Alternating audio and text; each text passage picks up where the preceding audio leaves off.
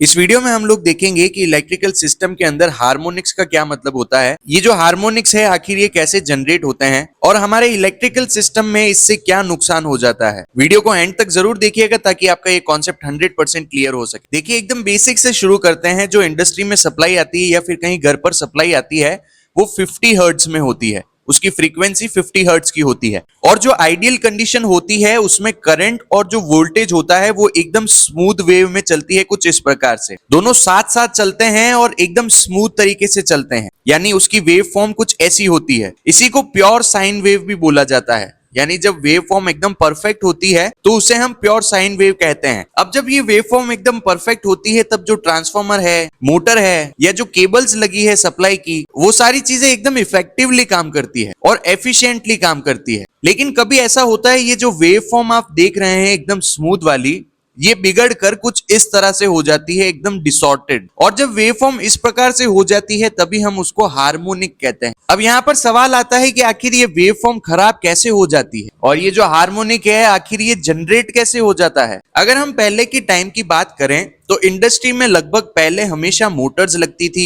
Heaters लगते थे। ये सारे इक्विपमेंट्स करंट को एकदम स्मूथली कंज्यूम करते हैं। लेकिन आज की जो इंडस्ट्रीज होती है उसके अंदर अब नई चीजें लगने लग गई है, जैसे वीएफडी हो गई, यूपीएस हो गया, एसएमपीएस हो गया, सर्वो ड्राइव्स हो गई। और इन सारे इक्विपमेंट्स के अंदर कहीं ना कहीं कुछ इलेक्ट्रॉनिक का सर्किट होता है, या तो कहीं पर मदरबोर्ड लगा होता है या फिर कहां पर आईसी लगी होती है, यानी इलेक्ट्रॉनिक सर्किट प्रेजेंट होता ही है। अब ये जो इलेक्ट्रॉनिक्स के इक्विपमेंट्स हैं जैसे ये एसएमपीएस, सर्वो ड्राइव, वीएफडी हो गई, ये करंट को ना छोटे छोटे हिस्से में लेते हैं, यानी स्मूथली कंज्यूम नहीं करते हैं और इस तरह से डिसॉर्टेड फॉर्म में कंज्यूम करते हैं। इसी वजह से हमारा हार्मोनिक्स जनरेट हो जाता है, यानी यही सारे इक्विपमेंट्स, इलेक्ट्रिकल सर्किट्स हमारी वेव फॉर्म को चेंज करके डिसॉर्टेड में कर देते हैं, जिससे हार्मोनिक प्रोड्यूस होने लगता है। अब यहाँ पर लोगों को एक और कंफ्यूजन रहता है कि हार्मोनिक कोई अलग करंट है। देखिए, हार्मोनिक कोई भी अलग प्रकार का करंट नहीं होता है, ना ही वो कोई अलग वोल्टेज है। हार्मोनिक्स एक्चुअली में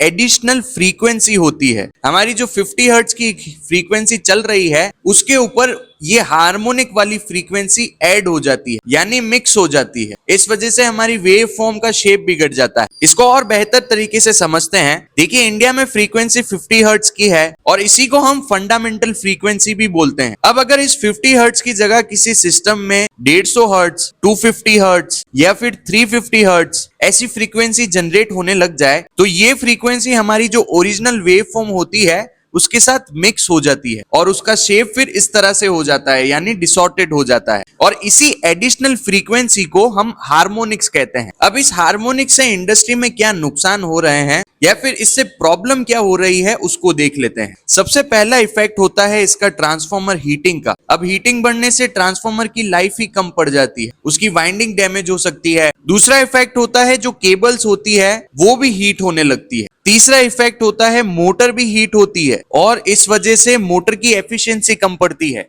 उसके अंदर लॉसेस बढ़ने लगते हैं। फोर्थ और सबसे इंपॉर्टेंट इफेक्ट इसका होता है कैपेसिटर बैंक पर। इंडस्ट्री में पावर फैक्टर इंप्रूव करने के लिए कैपेसिटर बैंक्स लगाते हैं और उसी के साथ रिएक्टर भी लगाया जाता है और ये रिएक्टर हार्मोनिक्स को ही कंट्रोल करता है। दोस्तों, अगर आपने हमारी पिछली वीडियोस नहीं देखी है जिसमें मैंने पावर फैक्टर, कैपेसिटर बैंक और रिएक्टर इन सारी चीजों को एक्सप्लेन किया है तो आप पिछली वीडियोस को भी जरूर देखिएगा, क्योंकि आज की वीडियो उसी का ही नेक्स्ट पार्ट है। आपको डिस्क्रिप्शन में सारी वीडियोस का लिंक मिलेगा या फिर ऊपर आई बटन पर क्लिक करके भी आप उस प्लेलिस्ट को चेक कर सकते हैं। अब ये देख लेते हैं कि ये जो हार्मोनिक्स है इसको हम मेजर कैसे करते हैं। देखिए, इंडस्ट्री में हार्मोनिक्स को मेजर करने के लिए THD का यूज किया जाता है। THD की फुल फॉर्म होती है टोटल हार्मोनिक डिसॉर्शन, यानी THD जितना ज्यादा होगा उतनी ज्यादा वेव फॉर्म खराब होगी, यानी डिसॉर्टेड होगी। तो दोस्तों, अगर एक लाइन में हम कंक्लूजन निकालें तो इलेक्ट्रिकल सिस्टम की हमारे इंडिया में ओरिजिनल फ्रीक्वेंसी 50 हर्ट्ज होती है और जब इस फ्रीक्वेंसी के साथ अनवांटेड फ्रीक्वेंसी ऐड हो जाती है